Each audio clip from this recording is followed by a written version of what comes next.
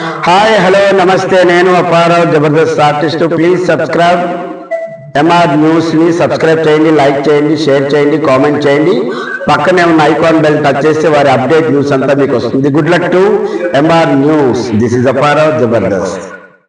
నీ మురళీకృష్ణారెడ్డి చేత బియ్యం మాఫియా చేయించావా? నీ మురళీరెడ్డి చేత నువ్వు నీ పార్టీలో చేరిన, నీ పంచం చేరిన వాళ్ళు దామశెట్టాలు బియ్యం గ్లావుల గురించి మాట్లాడుతున్నావు. నీ 5 సంవత్సరాల్లో ఒక్క టిప్పర్ ఒక్క పోలీస్ స్టేషన్ లో పెట్టి మైనింగ్ లో ఒక్క ఫైల్ వేసినట్టు చూపించు.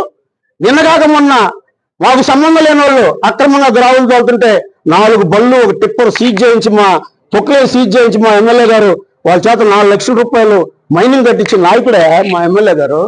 మా ఎమ్మెల్యే గురించి కూడా మాట్లాడుతున్నావు, అవినీతి గురించి నువ్వు మాట్లాడతావు. లిక్కర్ మాఫీ ఎక్కడ లిక్కరు? ఒక్క షాపులో కూడా మా వాళ్ళు ఎవరు అడిగినా కూడా నేను చెప్పను, ఎవరైనా వేసుకోవచ్చు అని చెప్పాడు. ఒక్కొక్క షాపుకి 10, 15, 20 అప్లికేషన్లు పడి గవర్నమెంట్కి ఆదాయం తెచ్చాడే మా ఎమ్మెల్యే గారు.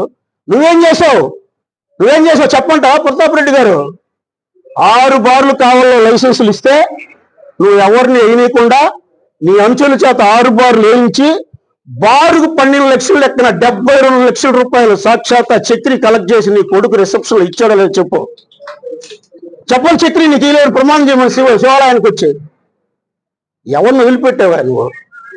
సబ్ రిజిస్టర్ ఆఫీసులో దండుకుంటువి, ఎంఆర్ ఆఫీసులో దండుకుంటువి, పోలీస్ స్టేషన్లో ఎవరైనా పని చేస్తే రాజకీయ నాయకులు పోలీసులకు డబ్బులు ఇస్తారు, కానీ నువ్వు పోలీసులు నెలమామూలు ఫిక్స్ చేసావా నువ్వు మాట్లాడుతావు అవినీతి గురించి. అంటే 420 కేసు ఉంది నీ మీద ఈ రోజుకి కూడా. నువ్వు మా కృష్ణారెడ్డి పోతే కష్టపడ్డా, కష్టపడి పైకి వచ్చాడు. ఎవరిని ముంచలా, ఎవరిని చీట్ చేయలా, కష్టపడ్డాడు, పైకి వచ్చాడు. ఈ రోజుకి నిజాయితీగా 10 నెలల నుంచి నువ్వు చేయలేని పనులన్నీ చేస్తున్నాడు ఆయన. 2014, 2019 మధ్యకాలంలో మా భేదవాళ్ళు తెచ్చిన శాంక్షనింగ్లన్నీ నువ్వు తొక్కిపెట్టి నువ్వు చేయలేకపోతే వాళ్ళందరూ చుట్టూ తిరిగి వాళ్ళందరూ భరోసా ఇచ్చి ఇలా వర్క్లను చేస్తున్న నాయకుడే ఆయన. మా బాబురావు చెప్పాడు, ఎన్ని కేసులు పెట్టించావు నువ్వు? దుగ్గిరాల కరుణాకర్ చనిపోతే, నీ పుణ్యాన్ని చనిపోతే, నీ పార్టీ దాహానికి బలైపోయి నీ వైసీపీ కార్యకర్త అతను ఒక దళిత యువకుడు చనిపోతే మా వాళ్ళు దాన్ని ట్యాకప్ చేసి లోకేష్ బాబు దాకా తీసుకొచ్చి వాళ్ళ ఇంటి స్థలాలు ఇరుక్కోనుంటే ఇడిపీయటానికి లోకేష్ గారు వస్తే ఆ ప్రొఫెషన్ లో మేము పాల్గొన్నామని మా అందరి మీద కేసు పెట్టించేవాళ్ళు. ఇప్పటికీ కేసు ఉన్నది. ఒక మైనార్టీ నాయకుడు గోడ కోలు తెస్తే కుర్రోజు మేము అందరం పోయి మున్సిపల్ ఆఫీసులో ప్రశ్నిస్తే ఈ రోజుకి మా మీద SC, ST అట్రాచి కేసు పెట్టించుండవు. విలేకరుల గురించి మాట్లాడతావు నువ్వు మాట్లాడితే చాలా వింతగా ఉంది ప్రతాప్ రెడ్డి గారు. కావల్లో విలేకరులు 2 గ్రూప్ చేసిన గొప్ప నాయకుడు నువ్వు. 2 గ్రూపులు చేసిన నాయకుడు నువ్వు.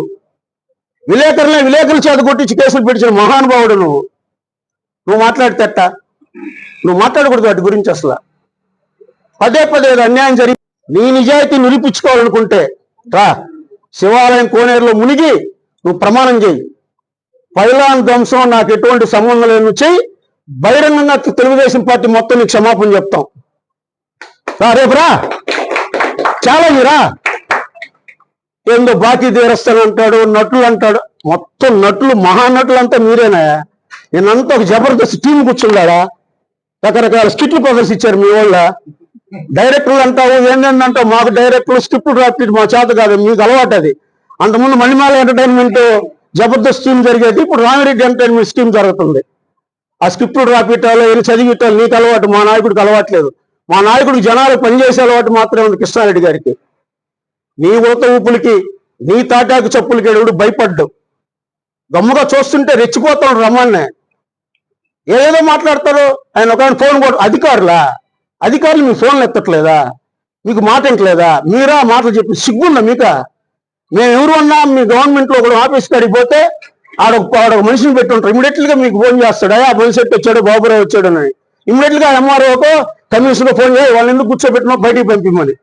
3 సంవత్సరాలు ఆఫీసులు గడపలు దొక్కనిచ్చారా? ఎక్కడన్నా ఒక్కరి చేత ప్రెస్ మీట్ పెట్టనిచ్చారా? ఎన్ని అరాచకాలు చేశారు మీరు మాట్లాడితే ఎట్ట? కావలి నియోజకవర్గ ప్రజలందరికీ తెలుసు నువ్వు చేసిన అరాచకాలు. ఇక్కడ నువ్వేం చేసావో ఇది కంపేసి నువ్వు సముద్రం ఇసుకని తీసుకొచ్చి దాంట్లో కలిపి మిక్స్ చేసి నమ్ముకున్నావా? పచ్చకాలంలో ఊరంతా పచ్చగా కనపడద్దంట. నువ్వు చేసిన పని అంతా మేము చేసినట్టు చెప్తావుందా? మేము 10 నెలలైనా అయింది, 10 సంవత్సరాలు కదా స్వామి.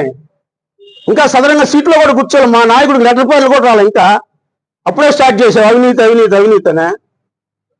లేస్తే సూపర్ 6 గురించి మాట్లాడతారు. ఓకే, సూపర్ 6 చెప్పాం, చెప్పలేదని చెప్పట్లేదే. మీరు ఎప్పుడు ఇచ్చారా నవరత్నాలు? సంవత్సరం తర్వాత మీరు ఇచ్చింది.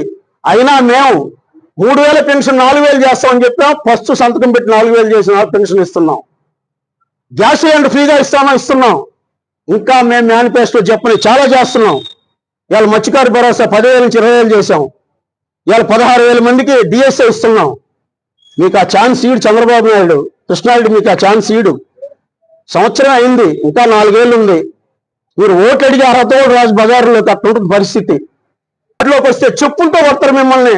ఏదో చెప్తున్నారు, అసలు మేము రోడ్లోకి రాదలుచుకోలేదు, కూటమి నాయకులు మమ్మల్ని అందరూ రోడ్లోకి. ఎక్కడ మిమ్మల్ని రోడ్లో తెచ్చింది మేము చేసే కార్యక్రమాలు, మా ముఖ్యమంత్రి, మా కూటమి ప్రభుత్వం, మా శాసనసభ్యుడు చేయబోయే కార్యక్రమాలకి మీకు మంచి ఇచ్చే దిక్కు కూడా ఉండదు ఈ నియోజకవర్గంలో. ఏదో చెప్తున్నారు ప్రజల్లో వ్యతిరేకతని. ఇప్పటికి 4 వార్డు తిరిగాడు మా శాసనసభ్యుడు కావలి టౌన్లో. బ్రహ్మరథం పట్టారు ఆయనకి. ప్రతి వార్డుకి పోతే జనాలు సమస్యలు చెప్పుకున్నారు. గెలిచిన 10 నెలలకి ప్రజల్లోకి వచ్చాడు. ఇవాళ ప్రతి వార్డుకి ₹1,00,00,000 లెక్కన వర్కులు చేస్తున్నాడు. నీ హయాంలో ఒక గుంట పూడ్చావా కావాలో? నీ దెబ్బకి కాంట్రాక్టులు పరిగెత్తారు కదా. గ్రావులకు డబ్బులు అడిగితే, ఇసుక డబ్బులు అడిగితే, కంకర దానంట మా నాయకుడు. కంకరని ఇప్పుడు కాదే ఆయన దాదాపు 25 సంవత్సరాల నుంచి అన్నవరం క్వారీ గవర్నమెంట్కి ఈజు కట్టి, శిస్తు కట్టి లీగల్గా చేస్తున్నాడు అతను. నీ అబద్ధాలు కోరి మాటలు, నీ బొల్లి మాటలు, నీ బూడే మాటలు వినే పరిస్థితులు ఇవ్వడం లేదు. ఇప్పుడు కూడా చెప్తున్నాం, మమ్మల్ని ఇబ్బందులు పెట్టిన వాళ్ళని, ప్రభుత్వ పరంగా ఇబ్బందులు కలిగించిన వాళ్ళని ఎవరిని వదిలిపెట్టాం. కానీ భౌతిక దాడులు మేము చెయ్యం. చట్టం తన పని తాను చేసుకుంటా పోతుంది. మేము గమ్ముకున్నాం కదా అని చేతగానాలు అనుకోబాకండి. 3 ఏళ్ళు పట్టింది మమ్మల్ని మీరు రోడ్లు తిరగనిచ్చేళ్ళకి. కానీ 3 నెలల నుంచి మీరు తిరుగుతున్నారు. సోషల్ మీడియాలో భయంకరమైన పోస్టులు పెడుతున్నారు. అయినా మేము మాట్లాడట్లా. ప్రతాప్ రెడ్డి తిరగనిచ్చేళ్ళకి. కానీ 3 నెలల నుంచి మీరు తిరుగుతున్నారు. సోషల్ మీడియాలో భయంకరమైన పోస్టులు పెడుతున్నారు. అయినా మేము మాట్లాడట్లా. ప్రతాప్ రెడ్డి, ఇప్పటికైనా సిగ్గు తెచ్చుకో. మాట్లాడబాకి ఎన్ని రౌడీజాల గురించి, భూదండాల గురించి, మాఫియాల గురించి, డబ్బులు వసూలు చేసిన దాని గురించి మాట్లాడబాకు. నువ్వు మాట్లాడితే కావలి ప్రజలు విశ్వసించరు. అదే చెప్తున్నా, వార్నింగ్లు ఇస్తున్నారు. నేను 4 పోస్తా ఉంటాడు ఒక ఆయన అంతు చూస్తా ఉంటాడు, ఒక ఆయన నోరు మూసుకోమంటాడు. ఏంద్రే మీరు కోసేదా అంతులా? ఏం చేస్తారు మీరు? ఏంద్రే మీరు చేసేదా? ఏం చేశారా మీరా? ఒక చిన్న కుక్క పిల్లలు కొట్టుంటారు మీ జీవితంలో మీరా?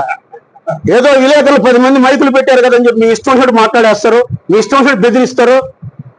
సిగ్గుండారు మీకు. మీరు ఒక మనుషులుగా వచ్చి తిరుగుతూ ఉంటారు బజారులో. మీరు అసలు మనుషులుగా వచ్చి అసలు ప్రెస్ మీట్ ఎట్ట పెడతారు మీరు?